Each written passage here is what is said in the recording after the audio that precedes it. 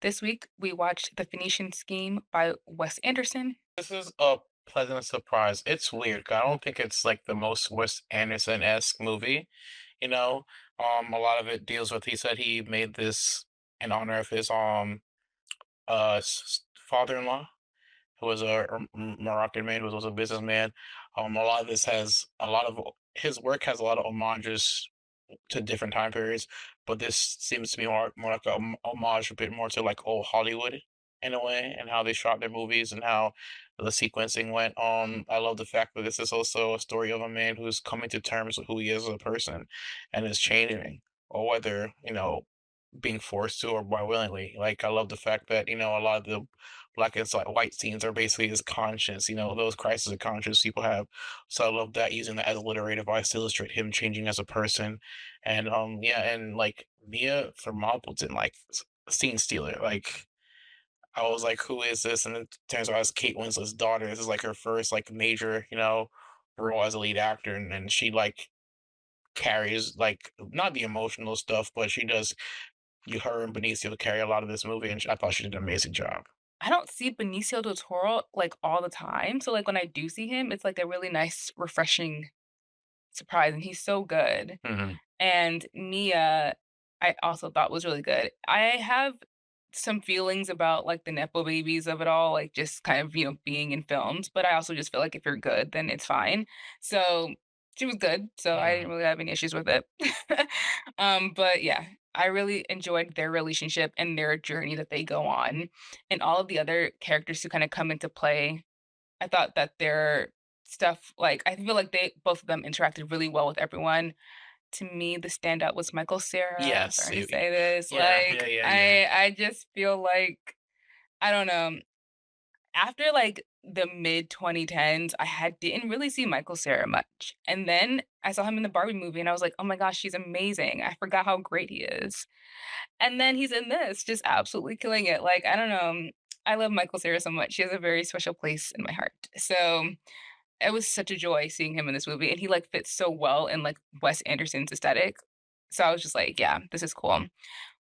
But yeah, also just seeing, like, Bryan Cranston, like, I love that he was in this movie too. Like, I really love Wes's movies because he does get, like, the best talent to just do little pop-ups and stuff. Um, and I really enjoy that. And just in terms of the whole production and, like, the cinematography, the production design, like, all of that just was always very stunning. It's my favorite part of his entire vision of how he makes his movies.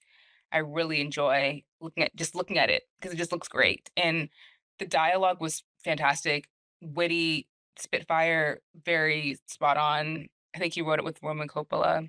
So, honestly, this movie was good. It's not, like, my favorite one Yeah. because I have other ones that are just that mean probably more to me, and I felt more and I got more from, but I do think that this was really good. As what I don't know, I think it's probably a shift in his work or whatever, as you get older, whatever. Because like the last two movies have deal a lot more with like you see the themes of how family and interaction increases a bit more. That's always been influential in his work, but the direction is taken is more so very pointed in a way. Like people like reminiscing over like at like their older age, like with Asteroid City, you had Jason Schwartzman's character basically mostly reminiscing about his wife a lot. With this one, you have Benicio del Toro reminiscing about his relationship with his daughter. And whatever interaction with his wife. It seems more like as he's aged, his viewpoints. It's still about family, but the adult side of it, like more so now me as an aging adult almost, because Wes is like almost late 40s, almost 50s in a way.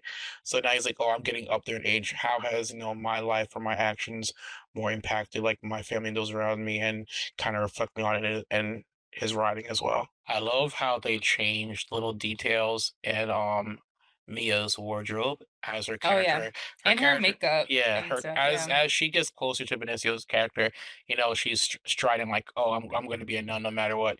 And the initial thought of, "Okay, cool, I'll join my father on a temporary basis, only so that I can influence him to do what I want to do." In a way, for these things, but through that journey of also trying to influence him, he changes and she gets to know him as a person.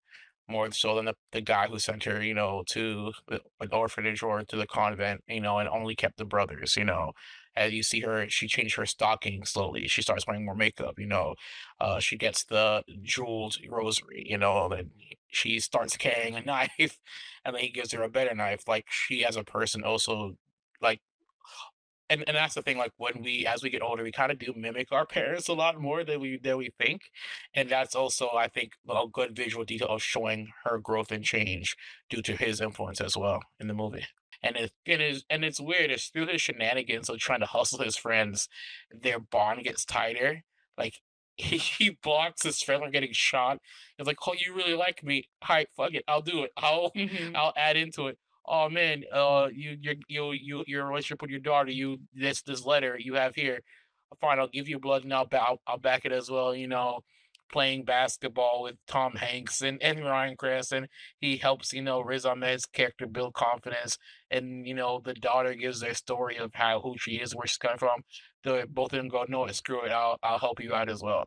Only person who doesn't acquiesce to that whim is Scarlett Johansson because I Yeah. think they're family, so it made no sense for her monetary wise to help. And then of course Benedict Cumberbatch, which goes again to the story of them just being adversarial for the sake of being adversarial. Like they've kept up this childish feud from whatever small little tit for tat thing and turned into a bigger thing to the point where they both killed each other's loved ones, and they still and like to the point where even Benicio was like, yeah, we've been screwing each other a lot. Let's kind of stop. And Benedict's like, no, can't stop now. Gotta do it anyway.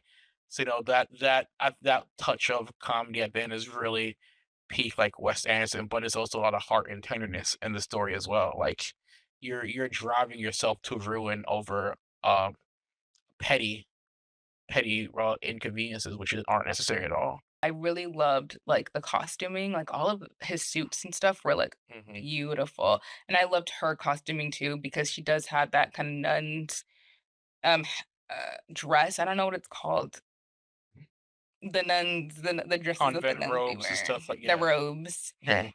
but it was kind of like, the texture of it was, like, kind of plasticky, it was giving very, like, Lady Gaga, The Fame, you know, Hmm. 2010 era, Bad Romance era kind of dress, like, I was like, "Okay, I don't know if you got inspiration from that," but I noticed it, and I loved her, like, 70s makeup with that bright green eyeshadow and the red lip, like, it was just so, like he knows, like, how to put together aesthetics, like, he just knows, like, what look nice together, even the inside of the plane, the interior of it looked great, um, everything just looked really interesting, and I like again, like I said, like, my favorite part of, like, watching his movies is just, like, looking at everything his use of the miniatures and stuff, like, I just really enjoy all of that, I just feel like it's such a unique way of making a movie that, like, no one else really does. Like, other people do use miniatures and stuff, and other people do have good aesthetics, but I feel like when you're watching a Wes Anderson movie, like, it's Yeah. so distinct, Yeah. which is why Yeah. I really enjoy watching his stuff. It it was nice because after last week we did watch Queer, and the Yeah. use of miniatures. When I watched that movie, I was like, "Oh, the use of miniatures in this movie reminds me very much of a Wes Anderson movie." And then Mhm. to come back and watch Phoenician Scheme and see the use of miniatures again, I was like, it was kind of like a full circle moment. Because very Yeah. very few directors use miniatures the way he does. Like, I think the Right. only other director who does use miniatures in their projects, I think Peter Jackson to a degree with the Lord of the Rings stuff, but also on Guillermo del Toro, and that's it. Mm. But a lot of directors don't use miniatures in their projects. I don't know why. I think a lot of them should. It's just been proven, like especially with Spielberg's work with puppets and stuff, particularly with the Jurassic Park movies. So even going back to using puppets as well with those, like there's a certain kind of, I guess, authenticity with those practical effects in your projects that you don't get with either using volume or using VFX and CGI. Now it's kind of giving more. This is more of French Nouveau kind of Mm. kind of art in a way, but the art he picks in this movie also help illustrate the story that he's telling, Right. which is a lot of times most directors or most creatives, like I would say creatives, like some creative directors just say we're just going to dress the scene and dress the scene. But a lot of people forget like the intentionality of how a scene is decorated, not just the colors and how it's lit, but the small touches. Like, why does this character's desk look the way it does? Why does he look at this? Why is this painting or this picture here at a certain angle? Like those also help tell you who the character is. You know. Did you like that clip? Well, you can listen to the entire podcast because the 16mm Film Crew podcast is available on all major podcast platforms.